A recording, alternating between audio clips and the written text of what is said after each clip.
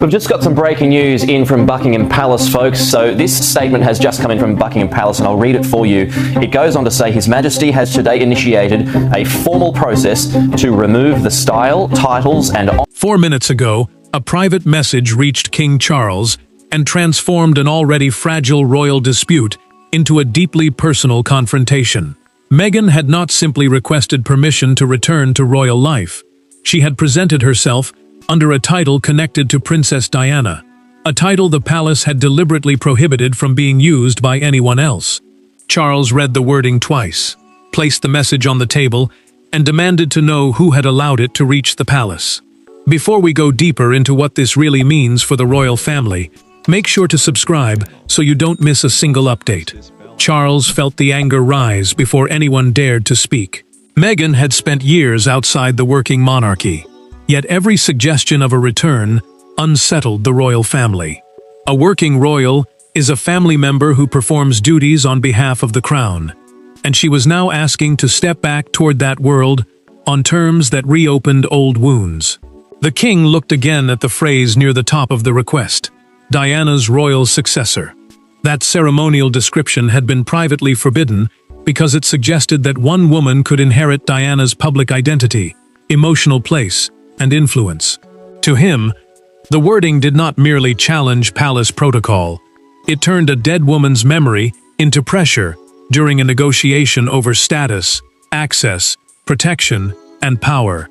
Meghan's proposal went beyond a symbolic gesture. She wanted entry to Windsor, a place used for royal residence, ceremony, and family business. She also asked for a public appearance beside family members, restored security arrangements, and recognition as the natural continuation of Diana's humanitarian mission. Each demand carried risk, but together they formed something more dangerous, a route back into royal life built around the one name the monarchy could never treat casually. Charles stood beside the long table and read the page in silence. He removed his glasses, placed them beside the message, and fixed his attention on the waiting aide. "That title will not enter this family," he said. His voice was quiet. The decision was absolute. The monarch ordered palace officials to trace every hand that had touched the request.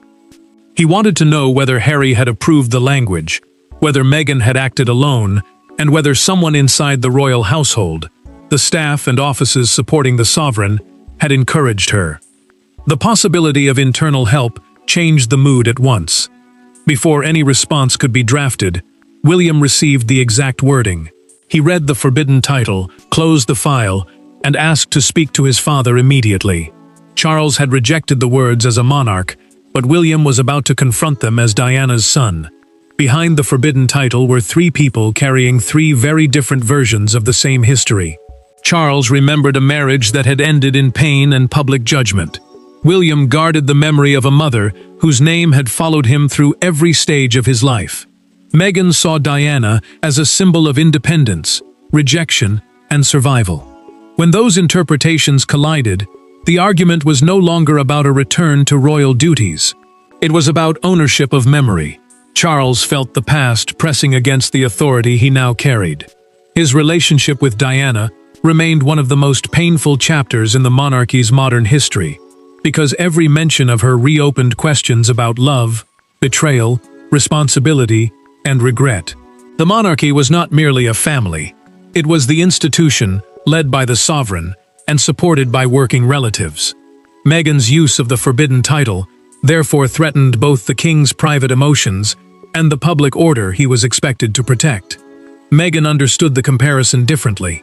She believed that she and Diana had both entered royal life with hope, only to face isolation, hostile headlines, and pressure from traditions that allowed little room for personal freedom. To her, the title was not theft, it was recognition. Yet Charles heard something colder inside those words. He heard an attempt to turn suffering into authority, and memory into a bargaining tool. William received the wording while preparing for a scheduled meeting. He reached the phrase, Diana's royal successor, and his expression changed at once. The prince dismissed the waiting aide, closed the folder, and remained alone for several minutes. For him, this was not about palace rules. It was an intrusion into his mother's identity. He believed her legacy belonged neither to Meghan nor to the institution, and he would not allow anyone to use it as a path back to royal power. Harry stood in the most dangerous position of all. He understood why his wife compared herself to Diana, because he had watched Meghan struggle under the same kind of public pressure that once surrounded his mother. But he also knew how deeply William reacted whenever her name became part of a campaign. The younger brother feared that defending his wife could now be seen as betraying the woman both sons had spent their lives protecting. Camilla watched Charles grow more defensive and quietly warned him against acting too quickly. The Queen Consort told the king during a private conversation that a harsh rejection could transform Meghan's forbidden title into a symbol of resistance. He listened, but his anger did not fade. William was already preparing his own response, and Meghan had no idea that both men were moving toward the same boundary. The forbidden words had not appeared without warning. They had been born during an earlier palace confrontation, where one sentence changed everything and turned private resentment into a royal crisis. The title that enraged Charles had first been spoken months earlier, far from cameras and public ceremonies. It happened during a private planning meeting for a Diana Memorial initiative at Kensington Palace.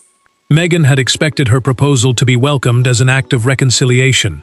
Instead, she was told that she would never be permitted to represent Diana's legacy in an official royal capacity. The refusal was calm, brief, and devastating, and it became the trigger for everything that followed. Meghan entered the discussion convinced that her idea would be difficult to reject. A memorial initiative was a limited royal program created to support causes linked to a deceased family member, and this one focused on homelessness, mental health, and vulnerable children. She believed those causes matched the humanitarian work she and Harry had already pursued. To her, participation was not a demand for power. It was a chance to return through service. William understood the proposal very differently. He knew Diana's name could draw attention, donations, and public sympathy. But he also knew how easily that influence could be turned into a personal claim. The prince feared that once one person was presented as the continuation of his mother, her memory would stop being a legacy and become a position that others could compete to inherit. The closed meeting reached its point of no return when a senior courtier began reading Meghan's written proposal. The official described her as a possible, modern continuation of Diana's compassionate mission. Before the sentence was finished, William placed one hand flat on the table and stopped him. His voice remained controlled, but the meaning was unmistakable. "No living member of this family will be presented as her successor," he said. "Not Meghan, not Catherine, not even her sons." Meghan felt the rejection land with more force than anyone in the room understood. She believed the palace was willing to use Diana's image, while refusing to let anyone challenge its control over her story. William believed he had just protected his mother from being turned into a royal role that could be awarded, marketed, inherited, or claimed. Neither moved closer to the other. The silence hardened around them. Harry heard Meghan's anger later in a private recorded conversation preserved in their personal account of the meeting. She told him the palace feared her connection with Diana because the comparison gave her influence that did not depend on royal approval. He listened, troubled by her pain, but equally aware of why his brother had drawn the line. Charles acted soon afterward. The king approved a written restriction banning phrases such as Diana's successor, Diana's heir, and the new Diana from official negotiations, invitations, ceremonial descriptions, or royal programs. The instruction was clear, private, and final. Meghan had now used the exact phrase the monarch prohibited. What began as a rejected proposal was about to become a face-to-face battle over memory, authority, and the boundaries she refused to accept. The confrontation took place without cameras, ceremonial uniforms, or prepared speeches. Meghan entered believing she could force the palace to discuss her return. Charles entered determined to end the conversation before the forbidden title gained legitimacy. Between them sat a single printed request containing Diana's name. For several minutes, neither touched it. Then Charles pushed the page across the table and asked Meghan to explain why she had used a title he had personally forbidden. Meghan had secured only a restricted private meeting after insisting that her request concerned family reconciliation, not the permanent restoration of royal status. A restricted meeting meant the conversation was tightly controlled, with no public ceremony and no promise of official duties. She believed that distinction gave her room to negotiate. Charles believed it removed every excuse. The king agreed to hear her because he wanted the truth directly. Was the title a calculated demand, or had Meghan used it as an emotional description without understanding what it meant? She did not hesitate. She told him the phrase reflected survival, courage, and resistance to the same institutional pressure Diana had faced. Charles pointed to the words, Diana's royal successor, and held his voice steady. "You do not inherit her name because you suffered inside this family," he said. The sentence landed hard. Meghan answered that she was not claiming Diana's identity. She was continuing the same fight against public cruelty, isolation, and a system that protected itself before it protected vulnerable women. The monarch's restraint began to break. When Meghan said the monarchy had repeated the mistakes it made with Diana, he pushed back with anger he could no longer hide. He accused her of turning private pain into a weapon whenever she wanted access, security, influence, or sympathy.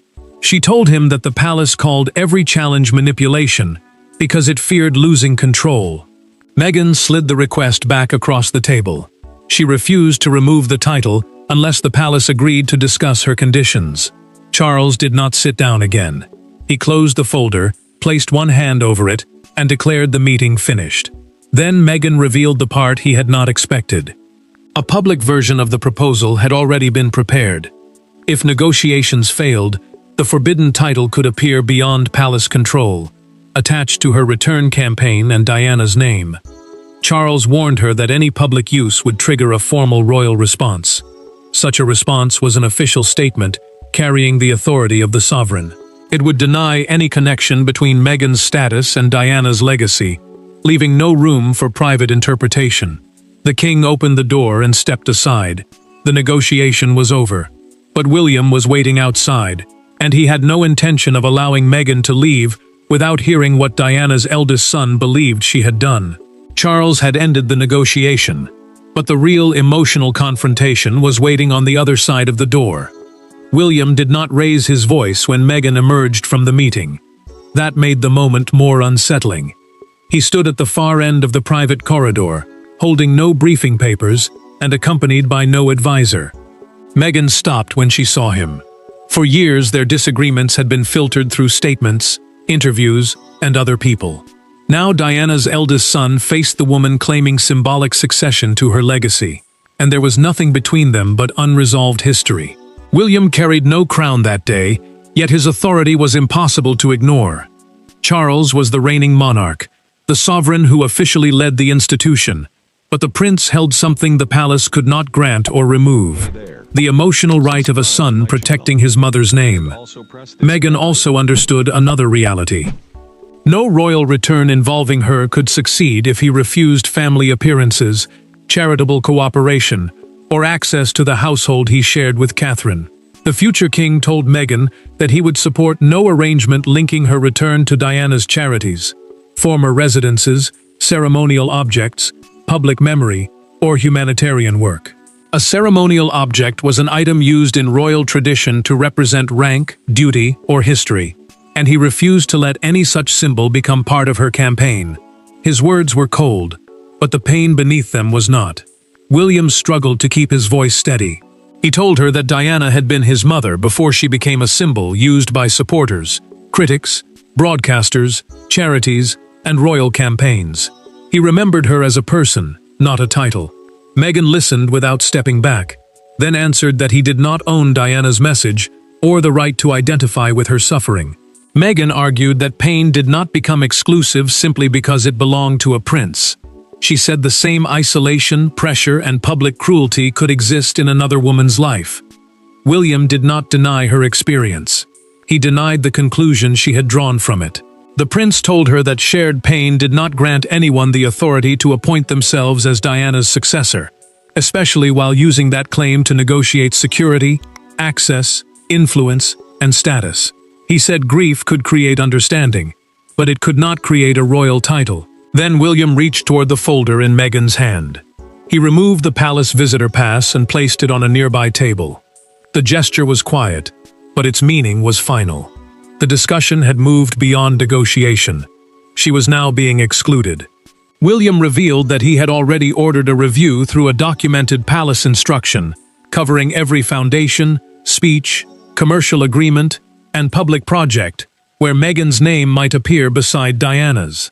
She looked at him differently then. This was no longer one angry conversation. The entire royal system was moving. By the time Meghan turned to leave, the forbidden designation had failed to open the palace gates. Instead, it had caused those gates to close more firmly than ever before. Within hours, Meghan's request disappeared from the list of matters open for negotiation. Her planned meeting with charitable representatives was cancelled. A proposed visit to Windsor was removed. Security officials were instructed that no appearance could be described as royal, semi-royal, or connected to Diana's historic role. The response was not loud, but it was devastatingly precise. Every path Meghan had hoped to use for a symbolic return was being closed, one administrative decision at a time. Charles authorized a formal palace directive stating that Meghan held no ceremonial, constitutional, or representative connection to Diana's former position. A palace directive is an official instruction issued through the monarch's household, carrying authority across royal offices and staff. The king also drew a second boundary. Private family contact could continue, but no conversation with Harry would reopen official duties, titles, security privileges, or public roles. The consequences came quickly. Meghan's proposed Windsor meeting vanished from the calendar. Her commemorative appearance was rejected. The security review ended before it began, and her request to join the Diana Initiative was removed from consideration. What she had presented as reconciliation now looked, inside the palace, like a failed attempt to return through emotional pressure. Meghan received the decision in a private sitting room and read the final paragraph twice. She lowered the letter, walked toward the window, and told Harry that the palace had chosen punishment over reconciliation. He heard the pain in her voice, but he also saw the truth neither of them could avoid. William had already drawn this boundary, and the forbidden title had crossed it openly. Harry felt trapped between loyalty and memory. He wanted to defend his wife from another rejection, yet he understood why his brother believed Diana's name had been used as leverage. Meghan saw that hesitation immediately. To her, his silence felt like surrender. To him, it felt like the first honest recognition that the crisis could no longer be blamed entirely on palace hostility. Charles felt no victory after signing the directive. The king remained seated alone, staring at the page he had just approved. He had protected Diana's memory, but he also knew the decision would push his younger son farther away. Authority had solved the institutional problem. It had done nothing to heal the family. Then the palace uncovered something worse. A media announcement using the forbidden title had already been drafted and shared with a small communications circle. The discovery came through a documented internal briefing, confirming that the phrase was ready to enter the public battle. Meghan now faced one final choice: release the statement and begin an open war, or withdraw the title and accept that her royal return had failed. Harry asked for one private conversation before she decided. With the institution removed from the room, husband and wife were finally forced to confront what the title had truly cost them. Harry waited until the calls stopped and the advisors had left. Then he placed Meghan's prepared public statement on the table between them. For once, there was no argument about press strategy, security, palace prejudice, or constitutional power. There were only two people exhausted by years of conflict. Harry looked at the title attached to his mother's name and admitted what he had avoided saying. Defending Meghan did not require him to accept that she had become Diana's successor. Meghan heard the words as a betrayal. For years, Harry had defended the comparisons because he saw the same pressure, scrutiny, fear, and isolation in both women's lives. Diana's symbolic position meant the emotional place she held in public memory, not an official office that could legally pass to someone else. Yet the palace confrontation had forced him to face the line between sharing her suffering and claiming her identity. Harry told Meghan the phrase had to be removed. He also said the public announcement could not be released. His voice remained low, but the decision carried the weight of everything they had lost. Another statement might wound Charles, deepen William's anger, and turn Diana's name into the center of a battle that neither side could truly win. Meghan felt abandoned by the one person she believed understood her intention. She insisted the title represented survival, not ambition. Then she asked why Harry had defended the connection for years, only to reject it when the palace became furious. To her, his change felt like proof that royal pressure still controlled their choices from thousands of miles away. Harry did not look away. He told her that Diana's memory had become the battlefield on which every family disagreement was fought. Each interview, rejection, accusation, and security dispute eventually returned to his mother. He could no longer let her name carry another war. Supporting Meghan, he said, had to mean protecting their future, not repeating Diana's tragedy forever. Meghan reached for the prepared statement. She looked again at the forbidden title and slowly tore the first page in half. Harry did not smile or claim victory. He reached across the table and held her hand as the anger between them gave way to something quieter and more painful. Then Meghan admitted what she had resisted saying. Part of her desire to return came from a need to prove that leaving the monarchy had not erased her importance. Harry answered with his own truth. Measuring every wound against Diana's life had kept them trapped inside a royal story they claimed they wanted to escape. Meghan withdrew the title, and Harry supported the decision. But the choice came too late to contain the damage. The announcement was stopped inside the room, yet outside it, Diana's name was already dominating headlines, broadcasts, and palace gates. By morning, the dispute was no longer contained within palace walls. Broadcasters interrupted scheduled programs. Commentators argued over who had the right to define Diana's legacy. Supporters of Meghan described the rejected title as a symbol of a woman silenced by royal power. Others saw it as an unforgivable attempt to claim a dead princess's identity. Yet one public moment captured the story more powerfully than any debate. A single handwritten message left outside Kensington Palace. News of the forbidden phrase spread after fragments of Meghan's rejected proposal reached commentators and editors. Kensington Palace, the royal residence long associated with Diana and now linked to William's household, became the emotional center of the argument. The palace answered with a carefully worded statement declaring that her identity and former position could not be transferred, inherited, assigned, or used during negotiations over royal status. A national newspaper pushed the crisis into something even larger. Its front page appeared almost entirely black, with Diana on one side and Meghan on the other. Between them stood 5 words in stark type: a legacy, not a title. The message was simple, but it divided readers at once. Some called it protection. Others called it punishment, disguised as respect. Outside Kensington Palace, one woman placed white roses beneath Diana's memorial gate. A memorial gate is a public place where people leave flowers and messages in remembrance of someone who has died. Her handwritten card read, "Let her be remembered, not replaced."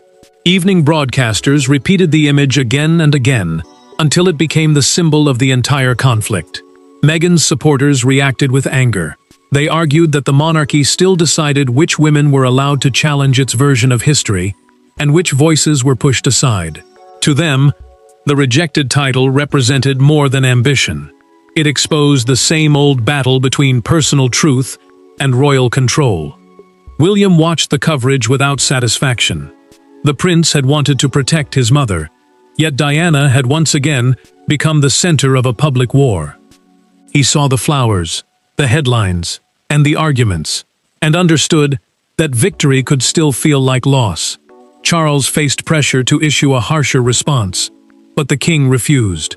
Through a documented palace briefing, he learned that Meghan had withdrawn the title and stopped the prepared announcement. He decided the palace would acknowledge that withdrawal privately, allowing the crisis to end without publicly humiliating Harry. The public had already chosen sides. Charles chose closure instead.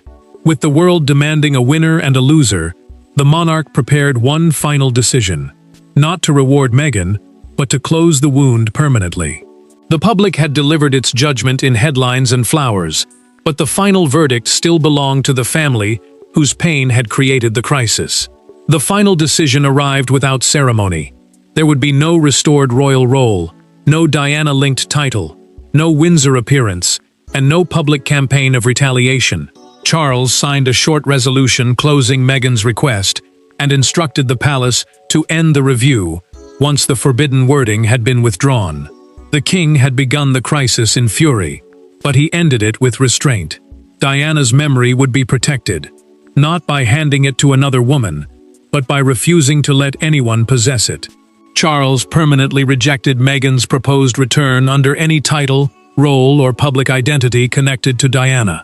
The resolution was a formal written decision, closing the matter across royal offices, staff, and future negotiations. It also separated private family contact from official status. Harry could still speak to his father as a son, but no conversation would reopen security privileges, ceremonial access, public duties, or royal influence through his mother's name. The king felt no triumph as he read the final page. His anger had never come from protocol alone. It came from old guilt, public judgment, and decades of defensiveness surrounding Diana. By refusing a harsher statement, he chose protection without vengeance. He would defend her memory, but he would not use Meghan's defeat to humiliate Harry before the world. Meghan accepted the truth she had resisted. The forbidden title could not give her the validation she wanted, and it could not prove that leaving the monarchy had failed to erase her importance. Her attempt to force a return had collapsed, yet withdrawing the public announcement stopped that failure from defining every chapter still ahead of her. Harry finally separated his marriage from his mother's story. Supporting Meghan no longer required him to recreate Diana's struggle or treat each royal disagreement as another version of the past. William also secured the boundary he had demanded. The future king had protected his mother from becoming an office that the palace could award, market, or allow another person to claim. Charles closed the last folder and returned his pen to its case. He asked that Diana's name be removed from every document connected to the failed negotiation. No one objected. The request was closed. The review was finished. The decision was complete. Meghan's title had not opened the royal door. It revealed why any return built on comparison, inherited pain, or symbolic pressure could never succeed. Royal roles could change, titles could pass, public loyalties could shift, but personal memory could not be seized as authority. Diana's legacy belonged neither to Meghan, Charles, William, nor the palace alone. It lived in the people she helped, and in the sons who still carried her loss. The forbidden title was withdrawn, the royal door remained closed, and the battle over who would replace her ended with one final truth: no one ever could. There was nothing left to negotiate, nothing left to claim, and no title powerful enough to reopen the door that had finally closed. Thanks for watching. Please don't forget to like and subscribe, and we will see you in next one.